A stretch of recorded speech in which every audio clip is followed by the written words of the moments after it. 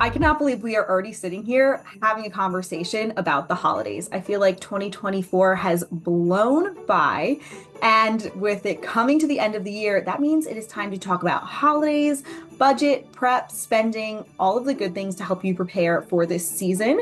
It is also crazy that Thanksgiving is later this year. So, that holiday season, whether you're celebrating Christmas, Hanukkah, Kwanzaa, whatever you choose to celebrate, everything feels a little more condensed, right? It feels like things are faster. You only have those not even 4 weeks until Christmas Eve. And then I know Hanukkah falls right after that this year. So, it is jam packed. And with that, we have to be prepared financially.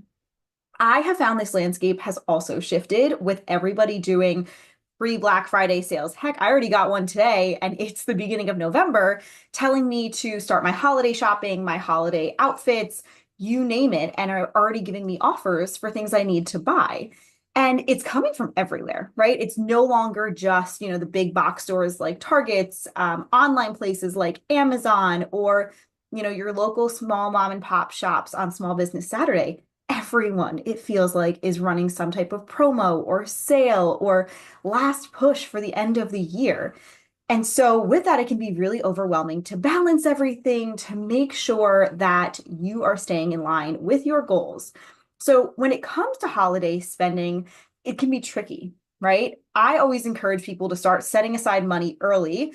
And yes, it's already the beginning of November. And so, as you prepare for this holiday season, I want you to gather data. I want you to take note of how much you are spending on everything, right? The holidays aren't just about gifts anymore. It's the outfits you need, getting the holiday cards done, going to all the different holiday parties and having to bring a hostess gift, food, right? Inflation has hit food really hard over the last couple of years. And so the price to now host a holiday party, the holiday dinner, it has gone up astronomically. And it's no longer the food, right? You need all the decorations. And don't get me wrong, I love to go to Home Goods and get all the paper products that match with it. All of these things need to factor into the holiday budget. So if you haven't set one for this year or estimated savings goal, I want you to use this year for gathering data. Check out how much you spend on all of these areas. Keep receipts, keep a log, really note, okay, maybe you had to do a bigger purchase this year. Maybe you had to buy something for, a lawn decoration or a new Christmas tree or a new menorah, a big ticket item that you might not have to buy year after year.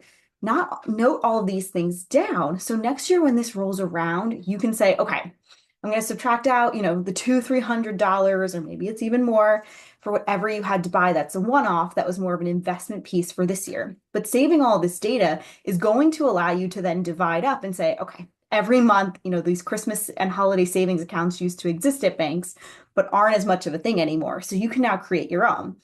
And then to figure out how much you need to save, you can do a slight increase or adjustment to whatever you spent during this holiday season.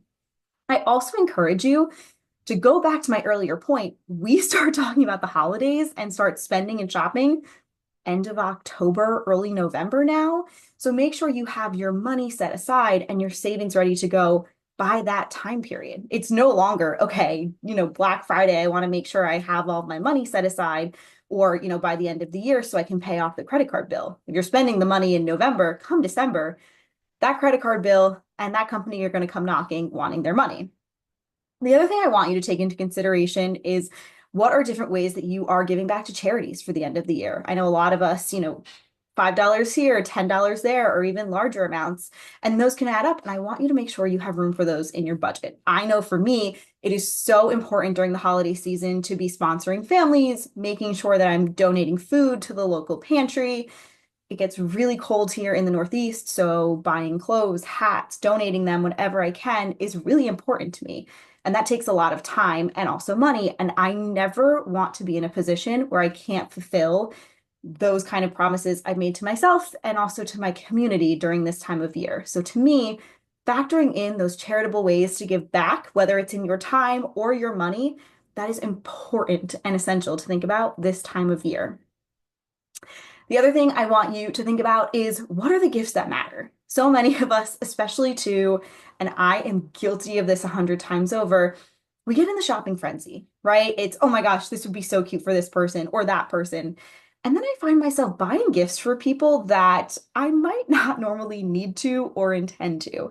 And then this can create the endless cycle. And I was having this conversation actually with a client the other day who said, "Oh, yeah, I don't know why, but we keep doing gifts for each other and it just feels like a lot."